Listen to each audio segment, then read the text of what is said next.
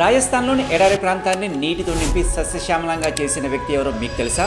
చెప్పు. అతనే రాజేంద్ర సింగ్. ఇతన్ని వాటర్ మ్యాన్ ఆఫ్ ఇండియా అని కూడా పిలుస్తారు. ఒకప్పుడు ఉత్తర రాజస్థాన్లోని కొన్ని గ్రామాల్లో నీటి బావులు ఎండిపోయాయి. తాగునీటి కోసం ప్రజలు 9 కిలోమీటర్లకు పైగా నడిచి వెళ్లాల్సి వచ్చేది. దీంతో ఆ గ్రామాల్లోని రైతులు వ్యవసాయాన్ని వదిలేసి కూలి పనుల కోసం పట్టణాలకు వలస వెళ్లాల్సి వచ్చింది. ఇది గమనించిన రాజేంద్ర సింగ్ పాతకాలపు జోహెడ్ విధానాన్ని, అంటే చెరువులను తవ్వించే విధానాన్ని తిరిగి ప్రారంభించాడు. ఈ విధానంలో వందలాది గ్రామాల్లో చెరువులు తవ్వించి వర్షపు నీటిని మళ్లించి నీటిని నిల్వ చేయడం ప్రారంభించాడు. క్రమంగా గ్రామాల్లోని చెరువులు బావుల్లో నీటి నిల్వలు పెరిగి మైదానాలు పచ్చదనంతో నిండిపోయి ఆ గ్రామాల్లో తాగు సాగునీరు సమస్యలు తీరిపోయాయి. దీంతో కూలీలుగా వలస వెళ్లిన రైతులు తిరిగి తమ గ్రామాల్లో వ్యవసాయాన్ని ప్రారంభించారు. ఈ ప్రయత్నంలో రాజేంద్ర సింగ్ 1200కు పైగా గ్రామాల్లో నీటి సమస్యను తీర్చాడు. 5 నదులను మళ్లీ ప్రవహించేలా చేశాడు. లక్షలాది ఎకరాల భూమిని సాగు భూమిగా మారేలా చేశాడు. ఈ విధంగా నిస్వార్థంగా చేసిన కృషికి గాను Rajendra Singh 2001లో Ramon Magsaysay award అందుకున్నాడు. ఇప్పుడు అతన్ని వాటర్ మ్యాన్ ఆఫ్ ఇండియా అని గౌరవంగా పిలుస్తారు. ఒకరి పట్టుదల లక్షల మందికి ప్రాణం పోసింది. ప్రపంచాన్ని మార్చాలంటే